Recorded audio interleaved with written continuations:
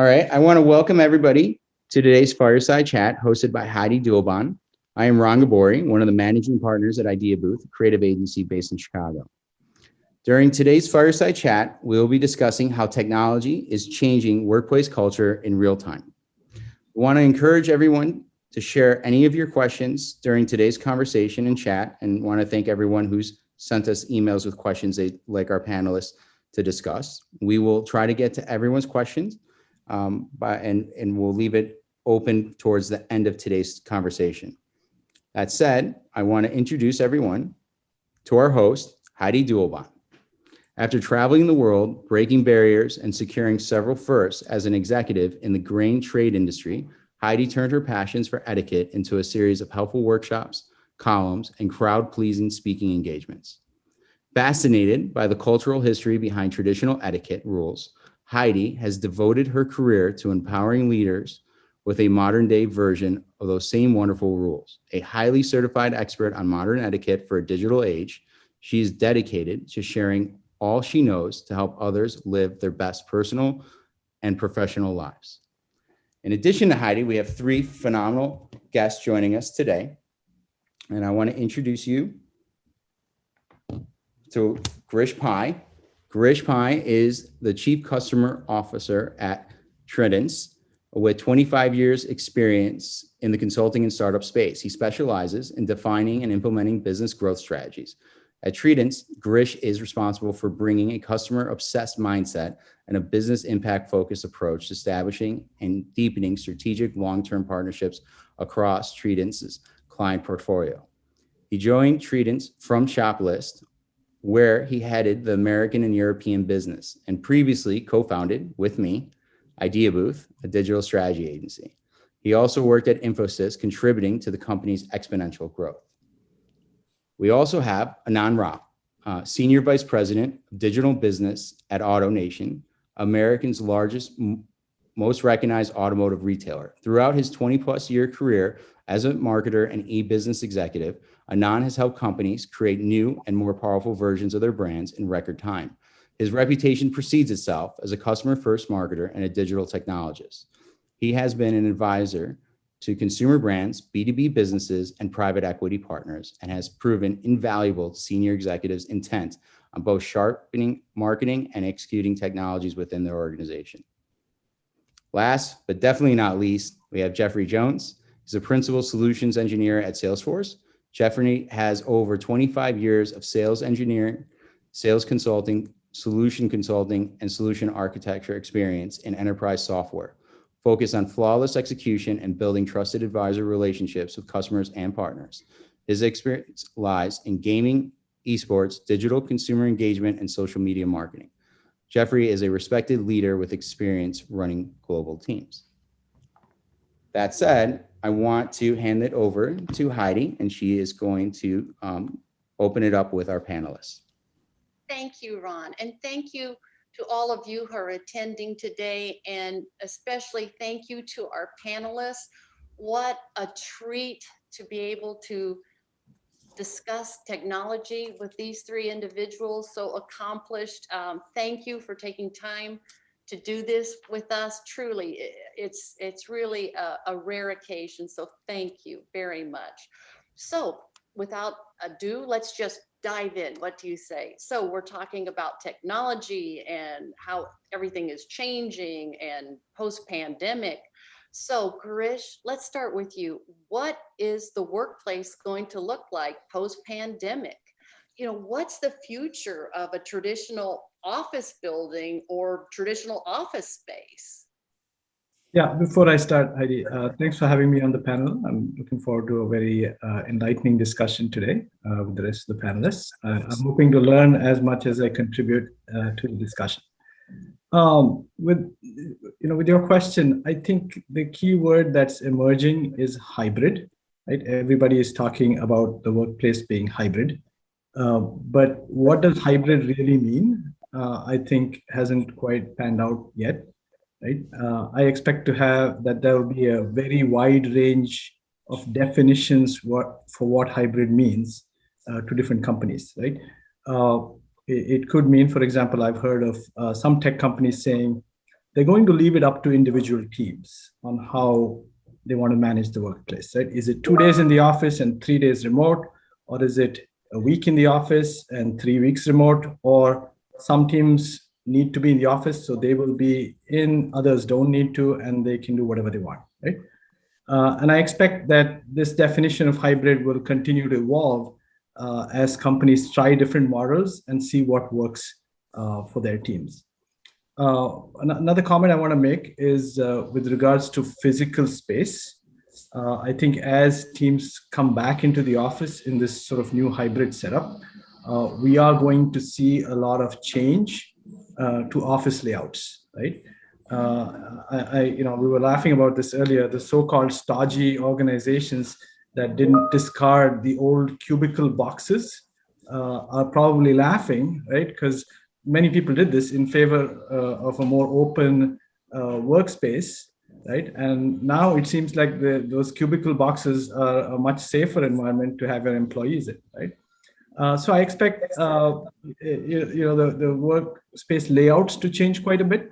And I also think companies will look to putting in a lot of technology in the workspace that makes it seamless to employees, whether they are in the office or at home, so that they can pick up where they left off. Well, that's very interesting. Anand or Jeffrey, any comments? Anand, you're in a business where not everyone is a knowledge worker that can work from home. So any thoughts from you? you? Look, I mean, I work in a retail company, and a large portion of the US economy is frontline workers that don't have the advantage of cubicles. They are out there in retail environments, interacting with customers, interacting with each other. So this concept of hybrid, fortunately, unfortunately, doesn't exist for them. I think what we are limited to in this discussion is those fortunate corporate employees that can reap the benefits going forward of some sort of a hybrid model. I completely agree with Girish. The ink is not dry on this. We don't exactly know where everything is going to settle. But is it 2 days from home, 3 days from home? Some companies are even exploring leveraging, work from home a few days a week as an incentive for better performance. So there's that. Also on the physical space side, totally agree with Girish as well. Those stodgy old companies are probably laughing the other side of their face right now, since they didn't really, go through any kind of a transformation. That said, I think it's a pendulum that's going to swing back in the middle somewhere. There is going to be common spaces where people can collaborate, but I don't think that cubicle per se are going away. I don't see those dividers, the plexiglass dividers between people going away for a while, just as masks won't go away, for a while either. Exactly.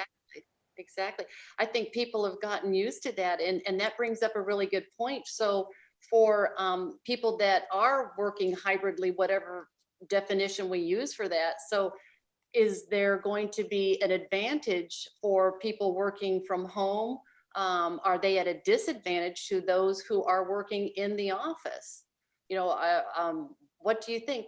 Girish, do you have any opinions on that? I think that the work from home staff, sometimes I'm talking to people that think, geez, I'm not going to be in front of the boss. Am I going to be at a great disadvantage? But I really don't want to have to go back into the office. Yeah, the reality of a hybrid environment is that some people will be in the office, some people will not. And that has an implication on how much in-person interaction occurs between individuals, sometimes between subordinates and their boss, subordinates and senior management, right? And I think a lot of it is going to depend on company culture and how managers handle these situations, right? On the one hand, you have an employee who has been accustomed to working remotely for the last 15 months, seeing his boss maybe for 30 minutes a day on a Zoom call. And suddenly you come back to the office and you're sitting right next to the guy, right? And you feel like, why is this guy always peeping over my shoulder? Like, doesn't he trust me, right? On the other hand, like what you said, you might have employees who are working from home and they feel like they're missing out. The guys in the office are having fun. They're getting to interact with the big boss. They're making a better impression, and I'm being left out. What I am hearing, though, which is encouraging, is many smart companies are starting to think ahead. They're starting to create guidelines and coaching, especially for middle managers, on how to deal with this situation where there is a huge disparity in the level of interaction they have with employees, depending on whether they're in the office or working remote. And the amount of coaching and guidance and also the policies they're putting in place will determine how successful these companies are in managing that change in culture. That's so interesting. And Jeffrey, you've been working remotely kind of before it was cool. You've been doing this for a long time. So in your unique perspective, speaking of oversight, how do we handle a healthy balance of oversight? So you're not being micromanaged, you're not micromanaging your teams, but conversely, you are somewhat checking in. I have some friends that have, during the pandemic, said, I was micromanaged. They were calling me 3 or 4 times a day. And I've had other friends that said, never heard from them. I kept getting paid, so I guess I was doing all right. So there's got to be a balance in there. What are your thoughts on that? So as someone, and thanks again to you, Heidi, and Ron, and the esteemed panelists, that's just a great opportunity to share my thoughts and insights. And as Girish said, I hope to learn more even than I contribute. So as you said, Heidi, I've been remote for, it's now 13, 14 years, pretty much exclusively remote. And so one little benefit for all of this that happened last year is that now no one asks me anymore about what's it like working remotely. So now people understand, oh, I see, you can get things done. And getting things done is the key point. That is, when I was a people manager, most of my team was disparate. I had folks all over the world. And so there was the management by walking around idea that's a little older, impossible. So I had to figure out ways to really evaluate employee quality, talent, ability, success remotely. Now, there are different software packages that you can do for that. But I really found that it was up to me as a manager to change my KPIs. What can I expect people to do?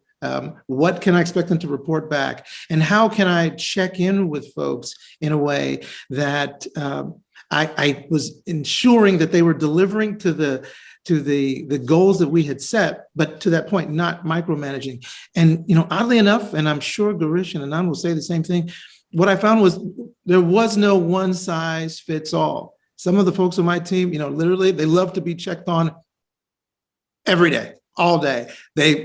Some folks like the once a day, once a week. And so for me, the thinking is I had to, as a manager, tune my focus to what works for the individual employee. And so I think that is the key part for companies now to say, hey, look, you can have your policies, but you still got to work with how your people work. So you've got to make sure that you're doing what those employees need in particular. Yeah, and that is just so interesting, and kudos to you for acknowledging that one size doesn't fit all.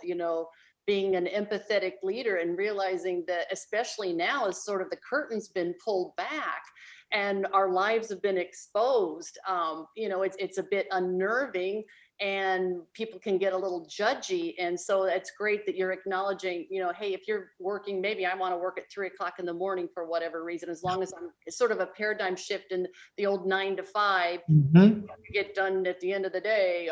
I'm walking the floor, looking at everybody, so that's all gone. And now as long as the work is being produced, and like you said, you've got the technology that you can use the technology to find that out. You don't have to be constantly calling them. Hey, Heidi, can I add one more thing? The other thing to that is now, as someone who's currently an individual contributor, I find that I have to be very clear about what I expect from my management team. And so I think employees have the ability and the responsibility to say, hey, look, I'm not somebody who needs to be talked to every day. I'll hit these KPIs. There are I as an employee, I like to talk to not only my teammates, but also I like to check in once a day with the folks that I work with, just to make sure that I'm connected and not missing things. And I use the different tools that are out there. But the key point is that it's up to employees also. And it's a real opportunity to indicate to your management, to your executive team, how you like to be worked with. Heidi, if I might add to that, the flip side of oversight is mentorship, right? In our company, a vast majority, more than 80% of our staff is in the first 3 or 4 years of their career. And if you think about in the old office environment, how many good conversations started with someone walking up to you saying, "Hey, do you have a minute? There's something I want to ask you." And today in our Zoom team, dominated world, those conversations don't happen, right? And I think about, I hope companies are thinking about, how do you guide your leaders, and especially the middle management layer, in terms of not just oversight, but how do you provide mentorship in this environment where you see people maybe once or twice a week at the best, right? How do you create a culture where they can come to you, because previously it just happened. You were walking on the corridor and someone said, "Hey, do you have a minute? I'd like to ask you something. I'd like to get your advice." So yeah, I hope that companies are thinking proactively about mentorship and what is the way to facilitate that in this sort of hybrid environment. That's such a terrific point, because we've lost that spontaneity. It would be maybe serendipitous that you were in the elevator with somebody and you had that opportunity, or you just walked past their office and popped in for a moment. And now if in a virtual world, you have to really make quite an effort, or this hybrid world, whatever we're going to call that. Yeah, it's the proverbial water cooler moment, which is not just talking about football or the latest show on Netflix. It was often discussing work, getting advice, offering opinions. Let me say also that the flip side of spontaneity is something that is planned. And in my job function, oftentimes, my team and we are brainstorming on new campaigns, new marketing campaigns, how to reach customers, how to engage them. And, previously we could all just get in a room with a little bit of preparation, not a whole lot, and run a whiteboarding session, sticky notes, move things around. You can see people's expressions, who's excited about something, who's not. You can physically see Post-its moving around. And unfortunately, I think we've come a long way in the last, 16 months or so in terms of technology, collaboration, tools, etc. But that sort of virtual brainstorming technology still hasn't come along. It just does not compete with, running an in-person sort of brainstorming workshop. Well, that's so interesting. Well, while we're talking about tech, let's talk. We have to communicate, through no matter what. If we're in person, we're working virtually. Technology is allowing us to have this kind of a new world. So, gosh, Jeffrey, you're at Salesforce. Can you help us? What's it going to take to communicate successfully, and what kind of technologies are out there that can support successful communication? Boy, I'm so happy you came to me with that question. Don't worry, this isn't going to be a company pitch. I'm not going to do that. I think everybody knows what Salesforce does, and it's a great company. But where I want to drill down is I focus on gaming. I think that was, and Ron, thanks for bringing that as part of my bio. And if you think about the gaming world, how people will sign up and maybe, let's say, Call of Duty, you're going to be Master Crew Chief, and you're in a room with 4 or 5 other people, and you're doing what you're doing to try to accomplish some mission.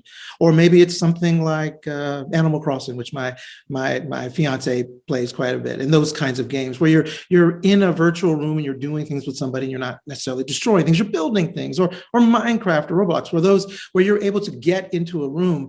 What I'm seeing is that there are technologies out there, and I was talking with a company yesterday, Spot.xyz, that allows you to Anand, just what you said, you can sign up as an avatar, you can all go into a room, you throw the what's being projected up on one or more screens. And full disclosure, I do not have any connection to Spot.xyz. It's just a company I heard about the other day. But the thing that you've got the ability to throw your presentation up on a screen, to whiteboard in a room where we're all sitting around a table. I'm looking at Anand over here and Girish over here and Heidi next to Anand, and we're looking up at a screen. Yes, we're not together in a room, but there's a little, either an avatar or a little camera where you can see a little circle around your face, which is basically you looking up at the screen. That is, I think, the evolution of the next meeting technology. And I think those kinds of technologies have started to emerge. It's just so exciting to think that I can say, hey, let's just all meet in the conference room. And we can all just go into that conference room and I can look at Anand, Girish and I can have a three-way conversation. And yet we're all in a room. And as I look to the left and look to the right, I'm seeing it as if I were in a room. So it puts your camera at that perspective, because you're absolutely right, Anand. That is the thing that we all missed. And as great as Zoom is, Meet, Teams, oh my goodness, WebEx, all the other great tools out there, it's just boxes on a screen. I think having the ability for us to at least synthetically, artificially simulate like we're in a room where we're all looking at something and we can sit around a table and all share, that's the kind of thing that's out there. I was thinking that VR and AR would be the way to do that. I think we're a little farther away from that, but the technologies like the one I described, and there are lots of companies that are doing that, that's what's going to change the game. Yeah, I totally agree. And I think, look, the cost of screens has come down, costs of cameras have come down. And really the way to make this happen, and come close to being in person is an individual being surrounded by screens and cameras, right? Different angles. Yes. And it is possible today. And I think that's where the evolution is going to happen. I'm thinking of it because I spent a lot of time in gaming, and part of a game, that's just a natural thing. You jump into a world, a mission, at a slice of a game. You're in that game, and I'm looking over, and there's that. I mean, World of Warcraft's been out for years. RuneScape's been out for 20 years. I mean, these games have been out there, but the ability for us to be in the same place so that we can accomplish a mission, whether it be marketing, planning, or campaigning, or SDRs making calls, that's something that is missing with some of the bigger platforms that's out there. And I know that the next wave will be those technologies because they're out there.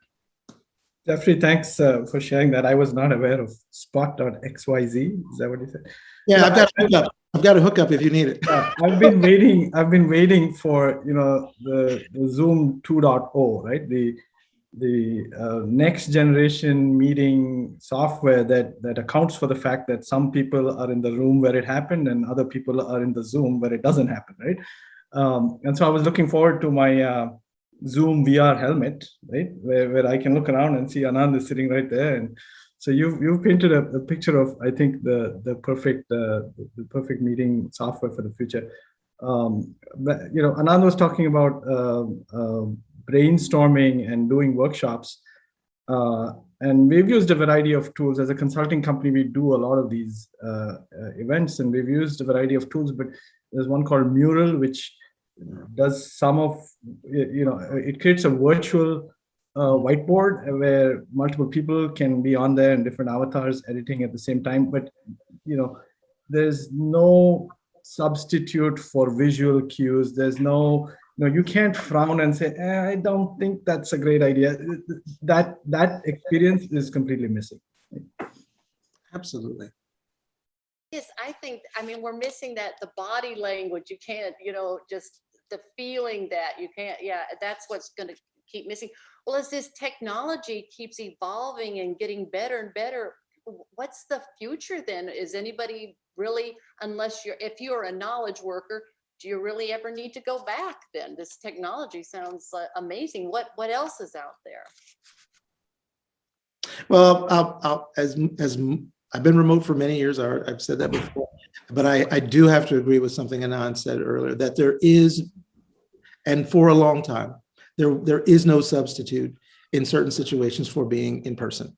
And retail is a perfect example. You do have to be in person sometime, but I do think that, and I heard Girish say this earlier about companies allowing more flexibility. That is critical to me in saying, hey, look, we went from all in person in most cases to all remote. There's a spectrum. And I think a company like AutoNation, there's a lot that can be done remote, particularly for people who are busy. But then there's nothing like getting into a car and driving it around.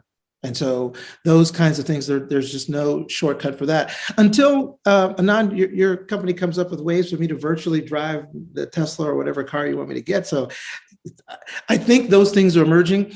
But I'll say this, I think we're taking for granted that everybody has a really performative high-speed network. That's not always the case. And so I know as I'm working with technology companies, I always have to be mindful that not everybody has, 1 gig up and 1 gig down. Some people are still on very low bandwidth. And so I always have to be thinking about, well, what about the people who aren't on the highest bandwidth? What are the opportunities for them to participate and still get a really high quality remote experience, even when they don't have the platform or the environment around them doesn't support that. Maybe you don't have fiber to your house. That happens. It happens in a lot of places. So we have to be thinking about those things as well. Heidi, another perspective is, whether you're a customer or you're an employee, no two people shop the same way, buy the same way, work the same way, right? And there needs to be recognition of that from, the corporate side as well as the individual. And the use of technology is also very different across different people. The way Girish may use the same technology given to him may be different from the way I use it. And, yes, there's no substitute to an in-person, but the technology has to evolve to a point where it has to become flexible to deal with different personas, right? And not limit you to only using it a certain way. Very interesting. Yes, because these tools are just that. They can't be so burdensome that you're just constantly learning how to use this particular thing and not getting the work done because I can't figure out how to use this technology. So yeah, it needs to be a real balance in there. Well, Anand, your workforce, they're in the retail stores. They can do things digitally. I love the model, how you can, buy a car part digitally, pick it up, or vice versa. And that's fascinating. So what are the implications or how do you see things when employers are saying, okay, well now with technology, you can work from home 2 days, but you've got to be in the retail store at least 3 days a week? Or what are the implications of employers sort of forcing people to come back so many days a week or vice versa? Yeah, look, I don't see that really impacting our frontline employees because at the end of the day, sales happen at the stores. Yes, is there a shift towards more digital fulfillment, digital buying? Yes, but it's slow, especially for, I would say, particularly for large ticket items, complex sales, and vehicles. Large appliances, they all fit into that category of, I need to touch and feel this. I need to test drive this. I need to ask like 50 questions before I purchase something so large. Some of that, yes, can happen virtually, digitally, over the phone. But a lot of the times, people want to come in and get instant gratification, walk out, with it. And we're seeing that in our industry as well, where during COVID, yes, there was a lot more was happening digitally, but it's swinging back now. It's not come back to pre-pandemic levels, but we are seeing that people do want to come into retail stores. Yeah, I think we are all, a lot of us are dying to get back out again, but then some of us are thinking, I'm kind of cocooned here. I'm not quite sure how much I want to creep back out. So yeah, it's going to be interesting. Well, here's an interesting question with people working, part-time at home, or maybe with this technology, I can move out of the city, I can move to the country, or I can move to the south of France. Wouldn't that be nice? So how are salaries going to be handled here? This is same job, same roles, but team members working in vastly different places. Girish, you're with a global company. You have global teams. What are your thoughts on this? Heidi, one of my colleagues actually shared with me the perfect situation, right? Work in a your employer is in Silicon Valley, so you get a Silicon Valley wage. You live in Tacoma, which is in the state of Washington, which is a zero state tax. And you're 20 miles from the Oregon state border. So for any major purchases, you drive over to Oregon where there is zero sales tax, right? So I expect a lot of people to want to move to Tacoma. But jokes aside, we're already starting to see a lot of implications on compensation from remote work, right? I've heard of some Silicon Valley companies giving their employees flexibility, saying, hey, if you want to work from Phoenix or Albuquerque or wherever you're from, you want to go back home, that's fine. We'll make an adjustment, a compensation adjustment. They're not calling it a pay cut. They're saying we'll make a compensation adjustment. Your compensation will still be way above what you would make on average if you lived in Albuquerque, but it'll be a little lower than what your colleagues might make in the Bay Area, right? We're also seeing the reverse of that. And I dealt with this a couple of weeks ago where one of our employees living in Chicago was hired by a Silicon Valley company they are accustomed to paying a lot. And now suddenly they're saying, hey, we can get talent anywhere. We don't have to pay a lot. We'll pay slightly less than a lot. And we can get, very talented people who don't live in the Bay Area, right? So we're seeing both sides of it. And I made a joke about taxes, but I think at some point, local government, especially state governments, are going to wisen up to this, and they're going to want to regulate how and where a remote worker makes their compensation, and they're going to want to get their fair share of the tax on it. That's fascinating. I live in Tennessee, a no state income tax, and we have a small town near where I am. It's a very small town, rural Tennessee in southern Appalachia, and they put in fiber internet, and that has opened up. It's amazing. And the TVA, Tennessee Valley Authority, has been instrumental in this, and the regional Appalachian Regional Commission. And it's now, as with technology, we now have this global workforce, a global pool of employees, a global pool of employers. And with this technology, these people, most of them are young, out of college, are able to live here. And I know someone's just, their job is in Dubai and they're living here. And so how cool is that for them?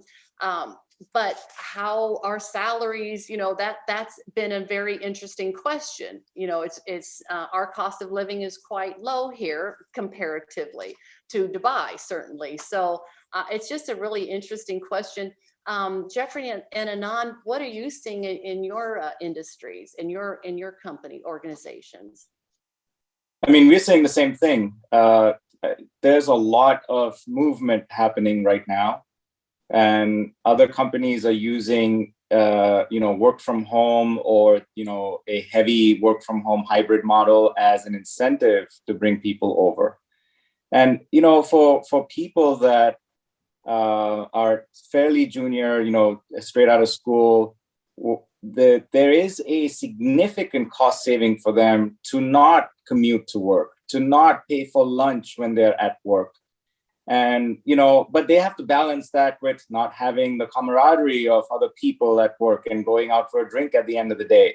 So there's always that balance. And I don't think the ink has dried on this. And there's more to come.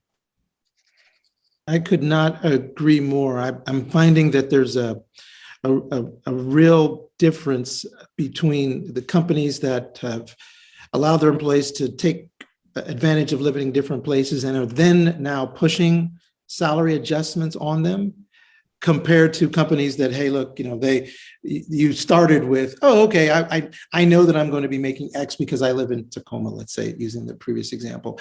And so to me, as someone who's worked remotely and who has made decisions based on whether or not there were regional salary adjustments, I would say employers be very careful with making those decisions, because you will lose talent who has a bit more flexibility. I think also it's important for employers to be very careful about people who maybe start at salary X, but if they move to a lower cost place, there's going to be an adjustment. Be very careful about that, because there's a risk of losing talent. I think using the last year as a way you were grandfathered in after this going forward makes perfect sense to now open it up to a global pool and try to bring resources in from anywhere if the business situation allows, and if the appropriate KPIs can be evaluated. But I have to say, as someone who has seen companies make the wrong decisions based on regions, I urge employers to be more flexible and more sensitive to what they can do, because Anand, you're saying it right. The working from home is a real perk, but I don't think you necessarily want to punish people who are working from home or took advantage of something for safety, health, and otherwise. So that's just my very dear personal concern based on what I've seen over the last few years. And I'm excited to see companies like you both are running, that you guys are allowing people to be flexible as long as it meets the expectations that you guys have set. And Jeffrey, you said with software, you can do that. You can just see, as long as people are getting their work done, it's all great. It's all good. But some companies are saying, okay, for instance, I have some friends in the banking industry, and they're saying, okay, back to work. We need you at least, back in here. And they're going back. But this brings up an interesting question about vaccinations. Okay, so what do employers need to know or mandate or communicate across the organization about the staff who is or is not vaccinated? This is going to be a tremendous challenge. It's very timely in the news. And Girish, what are you seeing around the world with this? Before I answer this question, I want to clarify, I am not a lawyer, right? And again, I'm joking, but that is how companies are looking at this, right?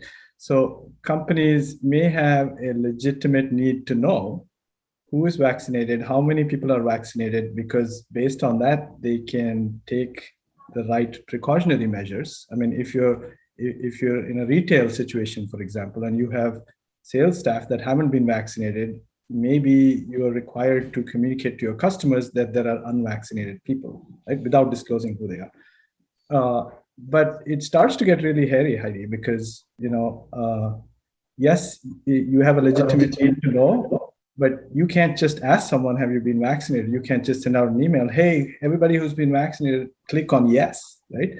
It's almost going to have to be a legal consent form, kind of like what we sign at the doctors, right? Where the employer has to disclose how they're going to use that information. They have to disclose that that is your personal information and that will not be compromised. And I believe, again, not a lawyer, I believe the employee has the option to say, no, I decline to give you that information. I decline to tell you whether I've been vaccinated or not, right? So it starts to get really hairy. And then if you live in our world, which, we're consultants, our employees go into our clients' offices every day, right? So they're not employed by our clients, but they use their space, right? And, now since they're using the client's premises, is the client, are they allowed to ask our employees who don't even work for them a question like that, like give them the same consent form saying, hey, have you been vaccinated? And if you're not vaccinated, we won't let you in the building, right?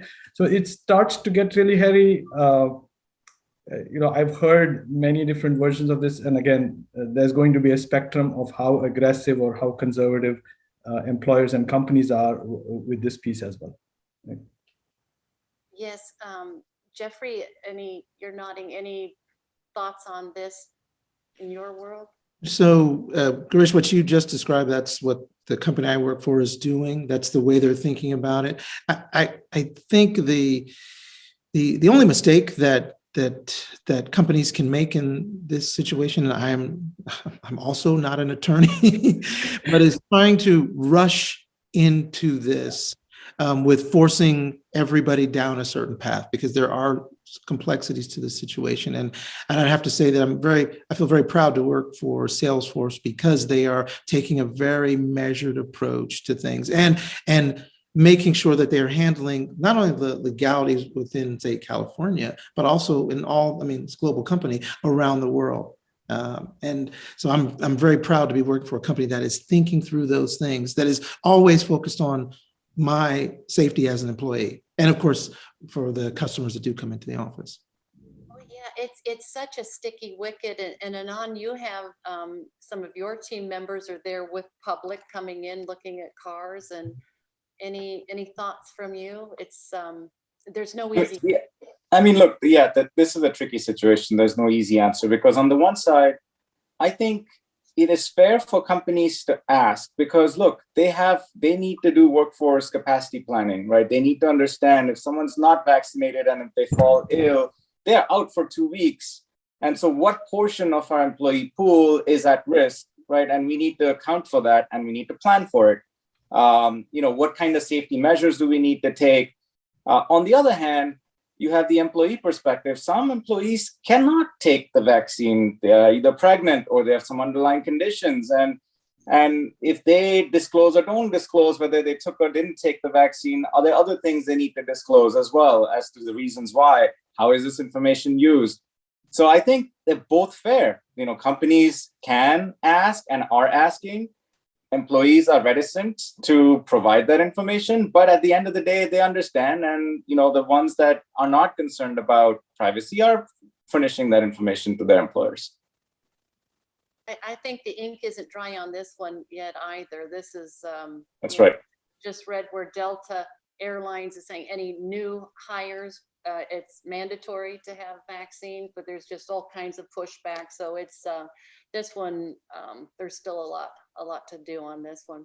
So you all work on global teams, and everyone is still, despite all this fantastic technology, we still do have to communicate as human beings between each other.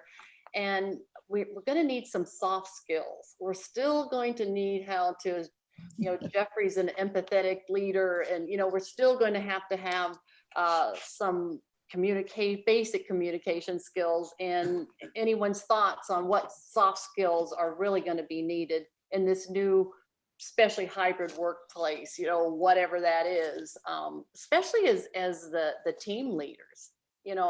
As we said earlier, that curtain's exposed. I'm sitting here in my basement, and everybody gets to join me here. So I'd make everybody a coffee if you could get here. But it's just all so different. So what soft skills do we need to make sure we're really communicating and successful?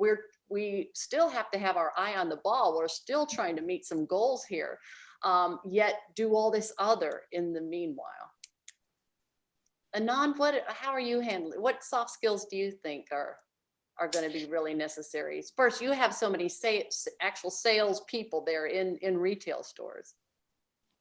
I mean, look, people still need to, voice their opinions, and it's very easy to go into a cocoon. I'm working from home, and I can be busy. I can just, turn the camera on or not and just participate without having to contribute.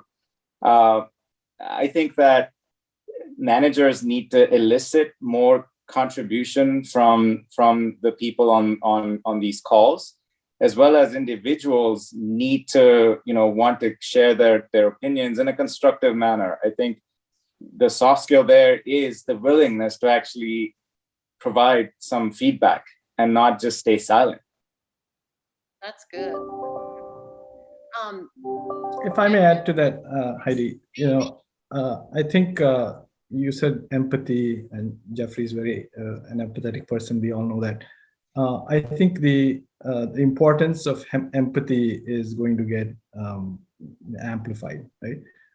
Especially for leaders and managers, like trying to understand, trying to put yourself in the shoes of another person who you're not, seeing face to face, and trying to figure out what is it that they're going through and how can I do something to make their job easier, their world better, them more productive, right? So that's one piece of it.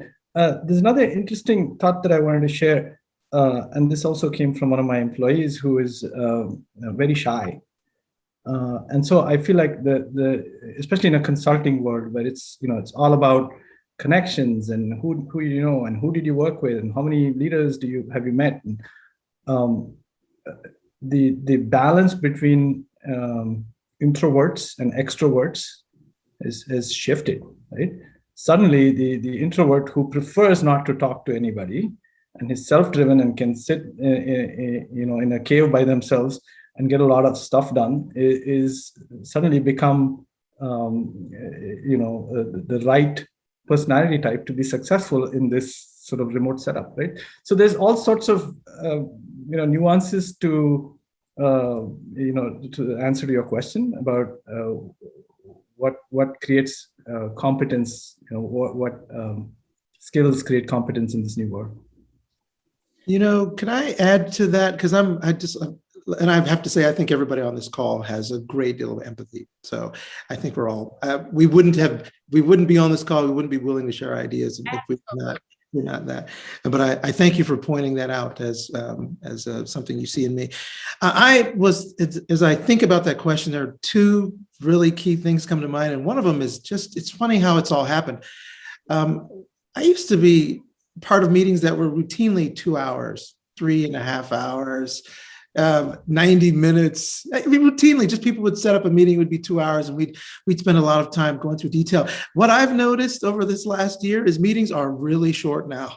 You have got an hour, maybe 30 minutes to communicate. And so one of the soft skills that I think is critical is efficiency of communication, like figuring out how to communicate that message quickly. I'm not talking about a soundbite, but look, it's a 30-minute meeting, get it done, have an agenda, work through it. It's not, oh, we've got 90 minutes and let's just go have lunch in Salesforce Park and talk. No, you've got 30 minutes, you've got an hour, sometimes 40 minutes to communicate.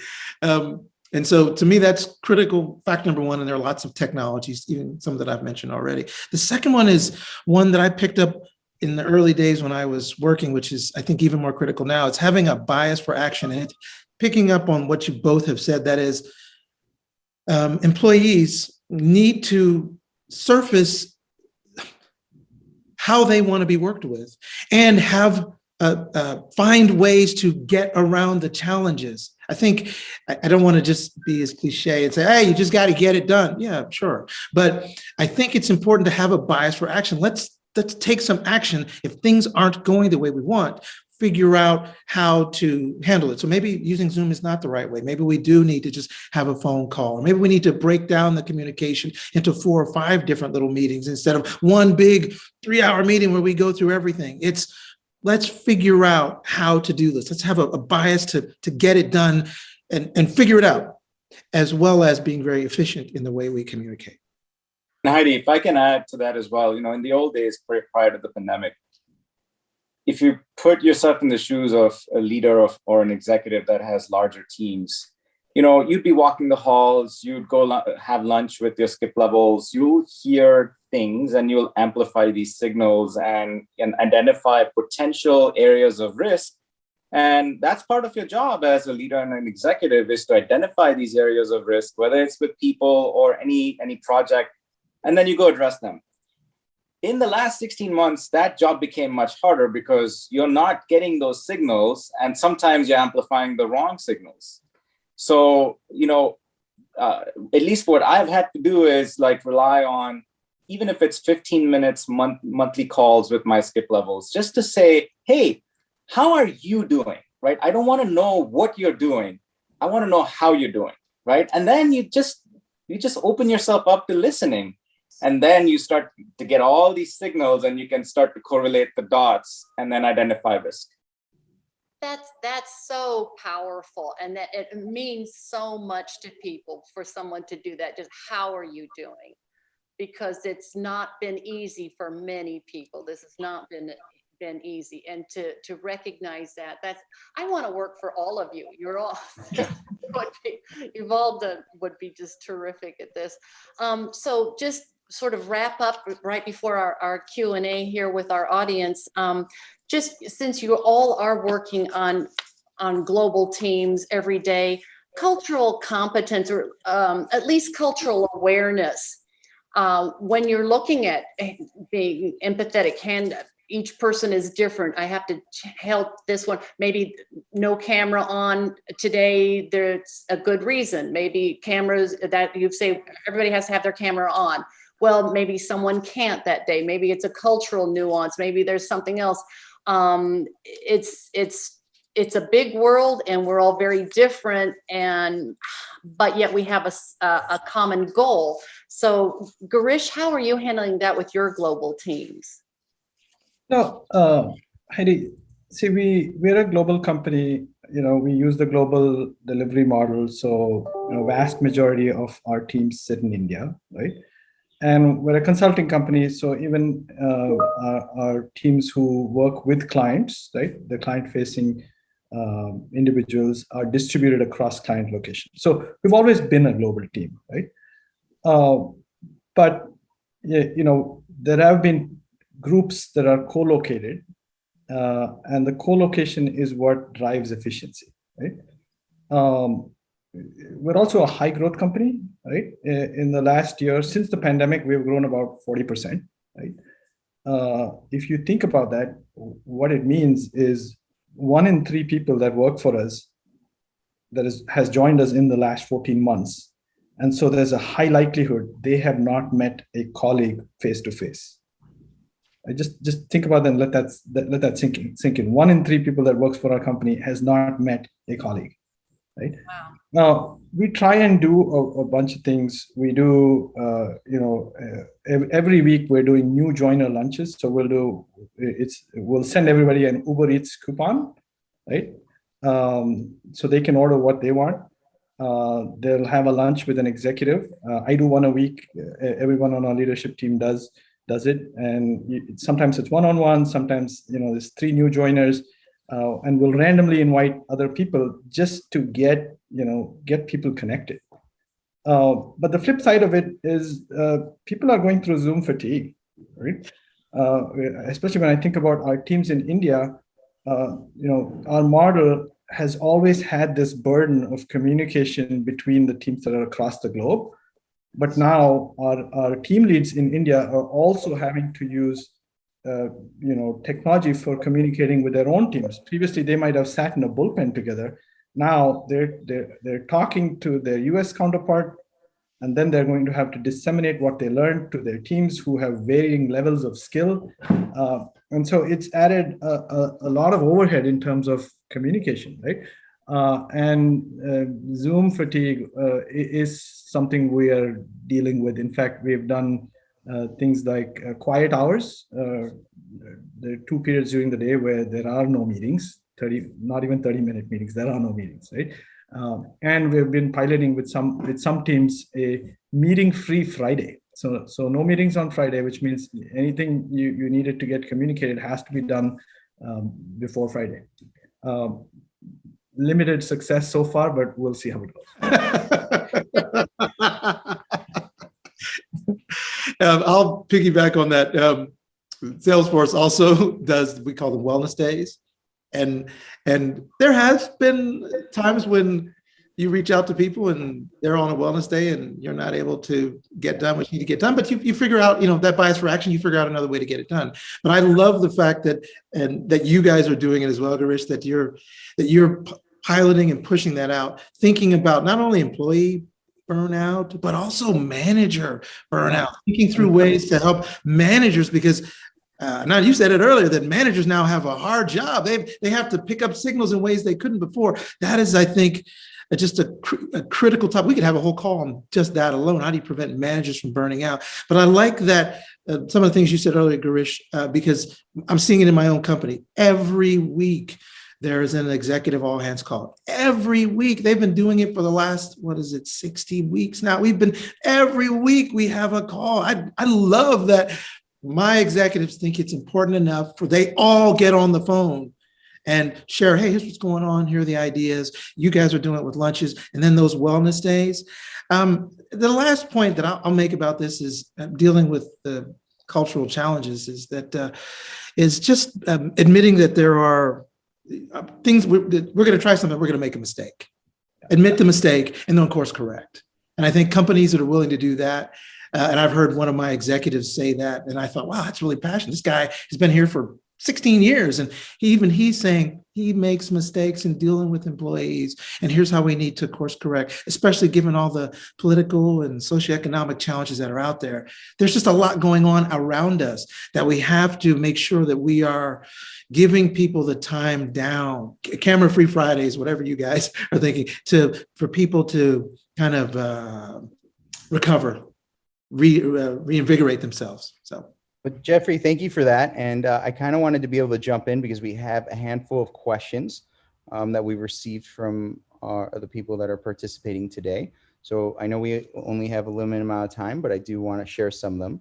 So one of the first questions is, despite some of the innovations, innovative thoughts of how to organize virtual teams, team events, team bonding is becoming a challenge in remote work environments. How is this challenge being dealt with or going to be dealt with remote teams? Heidi, I know this is something we discuss all the time with some of your clients, is to be able to create a virtual culture, and doing that through virtual events, the events that are experiential in nature. I guess I want to open it up to Girish and Anand and Jeffrey, see if your companies have been able to do any of those. We do a bunch of stuff, John. I can go first. Ron, I can go first. When the pandemic first started, we used to do a virtual happy hour, right? Every Friday. At first, it was fun because people got on, and this goes back to Jeffrey saying, try things, and if it doesn't work, be ready to admit it. Initially, it was a huge hit because people just wanted contact, they wanted interaction, right? And then we saw after a few weeks, attendance started to drop because it's the same people you're talking to during the day about work. Now you're hanging out, you may have a beer and they may have a beer. It's the same people. And there's only so much, small talk that you can do. And then we moved it to a monthly, and we started putting a structure to it. So in its current avatar, it is called Cocktails and Reads. And so every month we have one volunteer who will demonstrate how to make their favorite cocktail. And then we have another volunteer who will come and talk about an interesting book that they read, right? And it's been going well, but I anticipate that'll get boring too. And then we'll have to evolve again and find something else that works, right? We've also done, we're in our Chicago office, we had a few crossword enthusiasts. And we used to do this thing where someone would open the New York Times crossword and we'd just stand around his standing desk and we would all solve the crossword together. And that's an experience that we missed. This morning, we just had our monthly, crossword group getting together, 25-minute meeting. And Jeffrey, we didn't get it done. We couldn't solve the whole thing. Sometimes we get it done in 15 minutes, right? And there were like 4 or 5 people that showed up. We've done other things. We've done game nights. That was another thing that was initially very popular. And after a month or two, sometime around the fall of last year, attendance just dropped. We've stopped doing game nights. We've done trivia nights. That one is a little bit more popular. Again, it's popular with just one group. You have some very religious attendees who will never miss trivia night. But not everybody. It's like 15% of the company shows up for that. So we're constantly trying to come up with ideas of getting people to, culturally socialize. And I would love to hear more from Anand and Jeffrey if you guys have done things like that. Go ahead, Jeffrey. So we're doing those same things. There's 2 points that I want to make, and it's that one, having some sort of structure, and that is that the company is making an active attempt to communicate. So I love, it's as silly as they are, our all hands calls weekly, man, I love them. Just as it's playing in the background, I just love to hear these executives who are some of the busiest people in the world, like taking the time to say, here's what's going on. The second thing is, Girish, everything you said, but pushing it down to a regional level. We're trying to say, well, the bigger kind of game nights and cocktail nights, we've done some of those things too, but doing it at a smaller level, like my manager does that. Yeah. And the director over my manager does that. So we're doing those same things, but really localizing them. So great, thank you, Jeffrey. Another question that we received, which I've heard this from other people as well, is in some companies, managers seem to want everyone to return on site while the employees want to remain at home, i.e., some managers may have much less to do when managing employees virtually. I imagine what makes it difficult to be a middle manager will be downsizing the number of managers, or will the skill set of manager employees have to change drastically? It's a great question. Anand, is that something you want to? I mean, look, in my team, we already run pretty lean. I don't have managers who just, their sole function is to, be the traffic cop, directing traffic, and making sure everyone's staying in their lanes. Everyone's contributing, everyone's doing something. If you're a manager, that doesn't mean that you're also not contributing and doing. You're not just, providing feedback to other people. So I don't see that happening. Yes, certainly there are other companies where you had a bloated mid-management and you needed that because you had a large employee pool that needed management. But yes, I think this is an opportunity for those kinds of companies and those kinds of functions to really evaluate what is the role of a manager. Is it just managing people, or are you the mini CEO of that portion of the business? And, do you really need that many managers? Absolutely. I think that is something that every company should be looking at right now. I agree with everything Anand said, but what we're finding actually is contrary to the point made by the person who asked the question. We're looking at, what we call the pyramid, how many managers to the ratio of the managers to leads to, foot soldiers. And we're finding that in the current remote work environment, the span of a manager to the team ratio is actually getting smaller, right? So we actually need, for a team of 100, where we might have needed 12 managers before, we actually need 15, because, just the amount of coordination and communication between the teams is the need for that has increased, and the burden of making sure that happens falls on the leads. Right? Great point. The next question, I'm even curious if it potentially came from someone within our agency, but the question is, my team as an account manager is being asked to come into the office 3 times a week starting in July. I spoke with other team members on the creative team, designers and developers, and they have ultimately worked from home. They're ultimately working from home moving forward. I don't think it's fair because I also want to continue working from home as I feel I do so effectively. How do I bring this concern up to managers? It's a good question. Girish, given you have had experience running an agency, or would you say posed with this question? I mean, see, this is not an issue because 95% of our teams are knowledge workers and they can continue to work remotely. But it goes back to what your job is, right? An account manager is interacting with customers.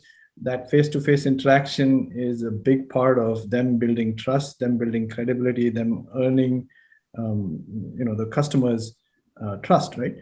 And in order to do that, if their job required them to be in, it's going to vary from company to company in terms of how they make that call, right? but to the question that was asked, how do you bring this up? You bring it up, right? I mean, communication is the key. And the unfortunate truth is some companies will be more open, right, to how flexible they are in order to be equitable and fair to their employees. And some companies might not. I was reading on the Wall Street Journal the other day, some of the New York financial, the banks, financial services companies are saying there will be no flexibility, right? We're glad that you were able to work from Tacoma, but when the office opens on July 15th, we want you back. And if you can't, we'll find someone else to do it, right? So unfortunately, there is going to be a varying level of tolerance to requests for flexibility. But if the question goes unasked, it will definitely go unanswered. That's great. I agree with that. If everyone's okay, I want to ask two more questions and then we'll wrap it up.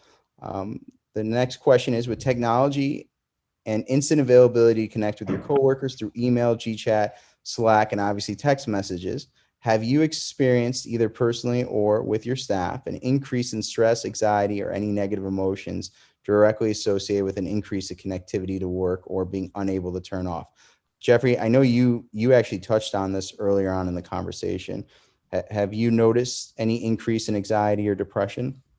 Not having any clinical expertise, but just as someone who is watching and learning and listening about what's happening with my fellow employees, it's very clear that the instant availability of employees is quite stressful, and that companies must take steps to allow people to say, hey, look, well, I talked about wellness days, one simple example, or camera-free days. Companies have to realize that is an issue, and managers and executives need to give employees permission to do that, because it is definitely a case where there is additional stress. And it is wearing on employees, and it will almost always lead to negative effects downstream. Yeah. Interesting. It is definitely going to be a concern moving forward. I've noticed it. And yeah, it's going to be. What I would say, just to give a personal story, realizing I'm way more of an introvert than people would think. And so I realized that I have to turn the camera off, for a couple hours a day, or make myself unavailable for lunchtime, or I know that I have to do that. And I think it's great that my company allows me to do that. And I think other companies need to think about that where it's possible in the business model. I think, Ron, also the onus is on the manager and the executives to set the examples, right? And not add to the stress of employees. For example, it's okay to not turn your camera on, right? And it's an option, right? Yeah. And that way there's no peer pressure, there's no force to do it. Second, I think that asking people, hey, how long is it going to take you to do this, versus, hey, I need this done in 2 days.